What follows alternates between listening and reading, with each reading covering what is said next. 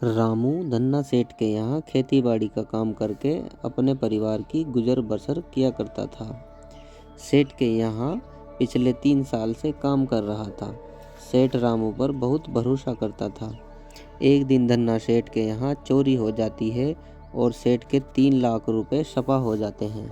मणिलाल रामू से काफ़ी चिढ़ता था क्योंकि धन्ना सेठ हरदम रामू की ही तारीफ करता रहता था और मणिलाल को ये बात पसंद नहीं थी। अब मणिलाल के पास रामू का हिसाब चुकता करने का अच्छा मौका मिल गया था। मणिलाल ने रामू के घर पर 2 लाख रुपए छिपा दिए और फिर सेठ के पास आकर धन्ना सेठ के कान भरने लगा। धन्ना सेठ ने मणिलाल पर रत्ती भर भी विश्वास नहीं करा, लेकिन मणिलाल के बहुत कहने पर वो मणिलाल के साथ रामू के घर पहुंचा तो उसे वो पैसे दिखे और रामू को धन्ना सेठ ने बुलाया। रामू को कुछ समझ नहीं आ रहा था कि आखिर इतने पैसे उसके घर में आए कहाँ से। रामू को धन्ना सेठ ने काम से निकाल दिया।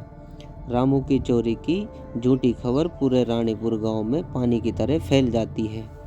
अब रामू बेचारा पूरे गांव में बेवजह ही बदनाम हो चुका था। रामू जब भी बाजार से सामान लेने जाता तो सब लोग उसको भेंडी नज़र से देखते थे, मानो रामू और उसके परिवार पर एक अजीब सा ही भूचाल आ गया हो। अब तो बात यहाँ तक बढ़ गई थी कि गांव वालों ने रामू और उसके परिवार वालों से बोलना तक छोड़ दिया था। अब रामू हताश परेशान हो चुका था। उसे कोई काम भी नहीं मिल पा रहा था। घर में बस कुछ ही दिनों का राशन बचा हुआ था। रामू भीतर से हिम्मत हार चुका था और पूरी तरह से टूट चुका था। रामू घर के बाहर घास फूस उगी बेकार जमीन पर बैठकर रोज कुछ न कुछ सोचता रहता था। बस उससे पूरे गांव में इकलौते गणेश काका ही बोला करते थे। जब रामू खेती बाड़ी करता था तो वहीं पर काका बेकार घास फूस काटने का छोटा मोटा काम किया करते थे। दोनों अक्सर काम खत्म होने पर साथ में ही खाना खाते थे। उन दोनों की काफ़ी अच्छी दोस्ती थी। गणेश काका से रामू की हालत देखी नहीं जा रही थी। वो चाहते थे कि रामू फिर से अपनी ज़िंदगी में खुशहाली भरे। काका रामू के पास जाते हैं। काका उसे परेशान होने की जगह कुछ काम धाम करने की नसीहत देते हैं। रामू गुस्से में काका से कहता है, वाह, नसीहत देने आए हो, देख नहीं रहे यहाँ गांव में कोई हमसे बोलता तो है नहीं और तुम काका। रामू के गुस्से के बाद उसे घर के बाहर पड़ी बेकार घास फूस उगी ज़मीन पर खेती बाड़ी करने के लिए कहकर वहां से चले जाते हैं। अगले दिन जब रामू काम पर जा रहा होता है तो काका से कहता है, जरा से ज़मीन के बेकार टुकड़े पर कौन सी खेती बाड़ी संभव है। काका कहते हैं, तो सब्जी को नहीं उगा लेता। रामू को काका का आइडिया अच्छा लगता है और फिर क्या रामू वहाँ सब्जी उगाने में लग जाता है।